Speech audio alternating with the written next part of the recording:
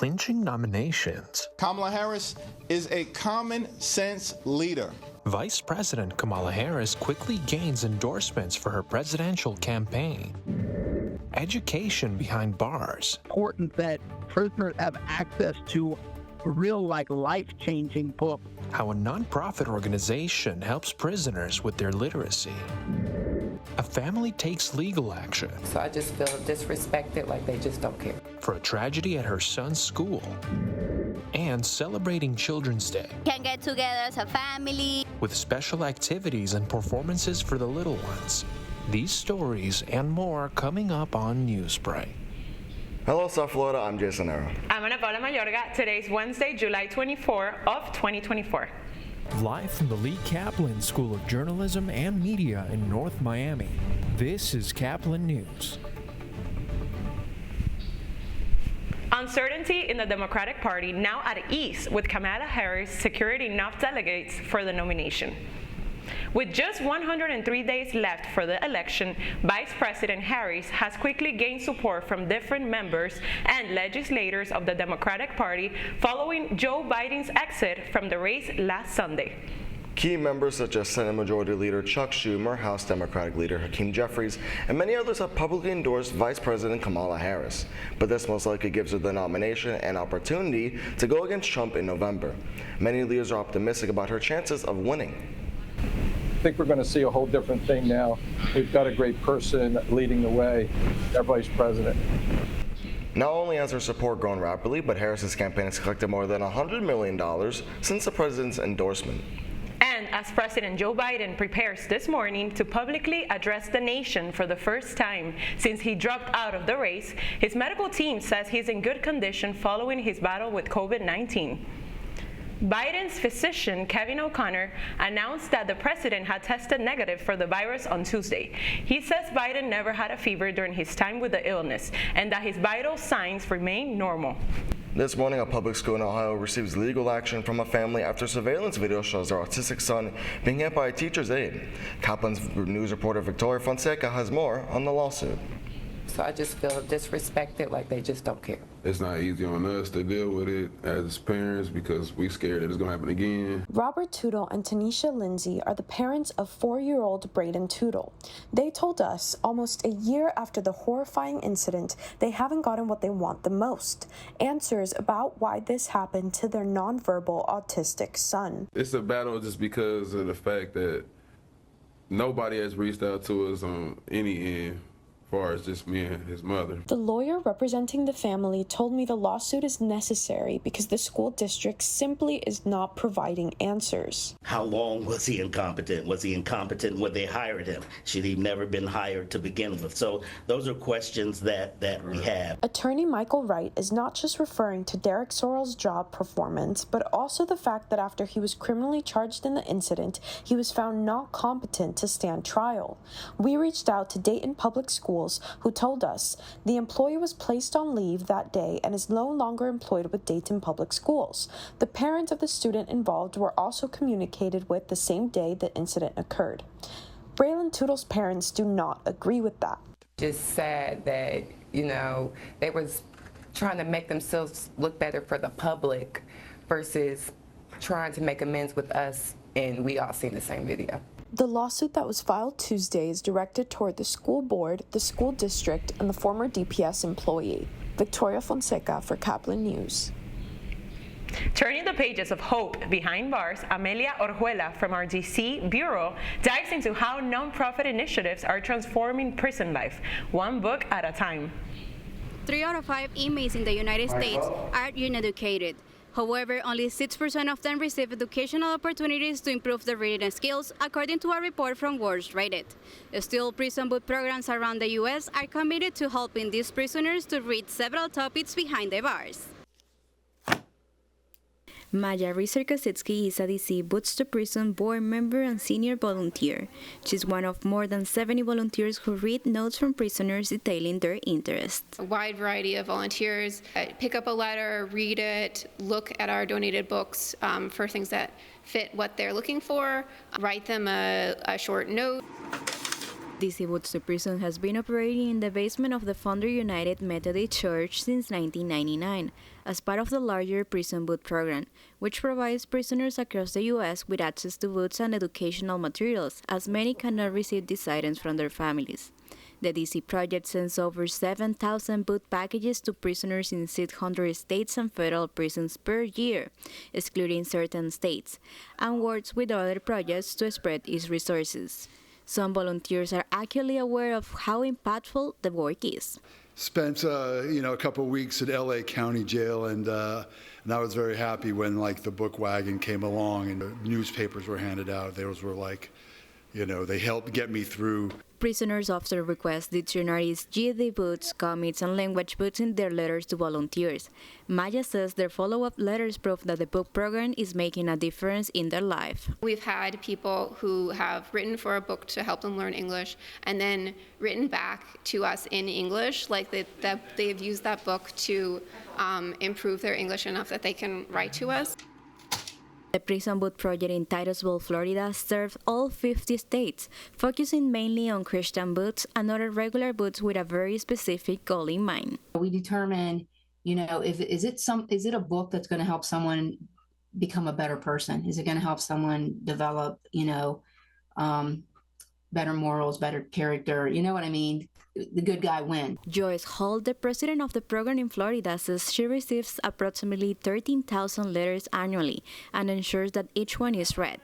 Russell Nestor, a 58-year-old inmate at the Berlin Federal Correctional Institute in New Hampshire, has received books from the program since 2003. In all my years in prison, I've never come across any other source like them that has put so many books into the prisons that really help people. When you're in here, you really need to make some changes in life. And so this is why it's so important that prisoners have access to a real, life-changing book, not just kind of things entertain. More than 60 U.S. organizations send prisoners free boots. If you would like to donate some boots, you can visit their websites and find ways to contribute to the program. Reporting from Washington, D.C. for Caplin News, I'm Amelia Arjuela. Strings Attached as a puppet show caps off a special day for children in Southwest Miami-Dade. Caplin's Denise Diaz has more on the story. Children explore their creativity and senses at the Cubic Center, celebrating the International Children's Day, where a play featured as part of the 38th International Hispanic Theater Festival that provided a warming experience. Let's check it out. Miami's communities are still celebrating International Children's Day, with the Cubic Center hosting a special event. In collaboration with the 38th International Hispanic Theater Festival, guests could enjoy the play of Peneque, Always Brave, featuring puppet actors narrating Miguelito's story. Miguel Pino, a cast member and co-founder, shares the story behind the family piece and production. Miguel, nuestro padre. Miguel, our father, created the character, our brave singing hero, and with these characters, we have created this family. This is a play filled with self-discovery, passion, and puppetry growth. Originally from Malaga, Spain, this performance adds an immersive cultural experience to every audience. We can get together as a family, enjoy with another kids, make some new friends, and kids can enjoy art. That is really important for their development. At the event, families could join together in a variety of pre-show activities, from face painting to fair games and interactive workshops on painting, puppets, dance, and percussion. There's something for everyone to engage in and create moments to treasure. We're just really lucky to have been able to work together to put this on. Families left with beautiful moments behind and gain new memories. Reporting for Caplin News, Denise Diaz. After securing an NHL hockey team this year, the Winter Olympics announced it will return to Salt Lake City in 2034. The city won its bid to host on Wednesday after the International Olympic Committee voted in Paris. It is the second time the Winter Games will return to the city since 2002. It plans to reuse all the facilities from those games. American tennis star Coco Gauff will be leading Team USA at the Paris 2024 Olympic ceremony as the female flag bearer. America's top-ranked tennis player will be joining LeBron James in the opening ceremony this Friday. This will also be her debut in the Olympic Games after testing positive to COVID-19 in the Tokyo 2020 Olympics. Both singles and doubles tennis competitions start on Saturday, one day after the ceremony. The Marlins face the top team in the American League to prove that even they're capable of surprises. That's the one, and so is the story. Looking for professional riders, people that comes here is looking for a fun game, like have a good time, chilling with her friends, with your partner, with your family. Revving up in Wynwood with the opening of battle racing go-karts. Newsbreak will be back in 2 minutes.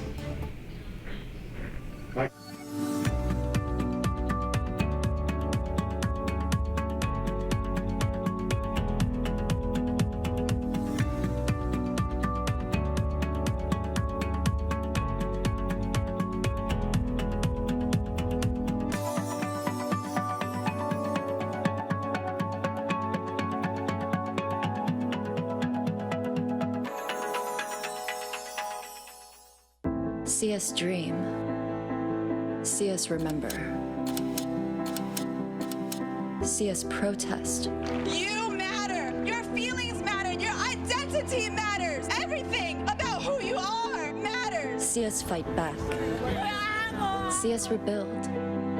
See us shatter stereotypes. See us inspire. See us united. See us now. There are 16 million children struggling with hunger in America. That's 1 in 5 daughters, sons, neighbors, and classmates who don't know where their next meal is coming from. Yet billions of pounds of good food go to waste every year. It's time we do something about it.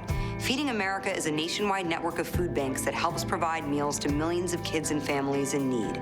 Visit feedingamerica.org to help them feed even more. Together, we can solve hunger. Together, we're feeding America.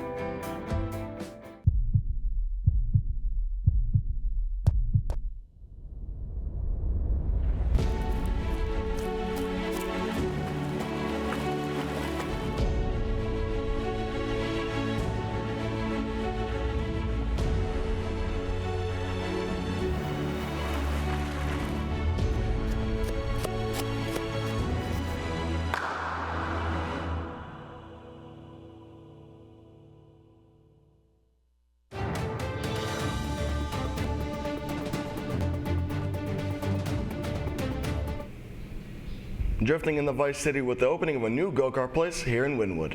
You know, on a pilot, they do say people do like the need for speed. It's called battle racing. Caplin News reporter Leslie Sanchez takes you along for the ride.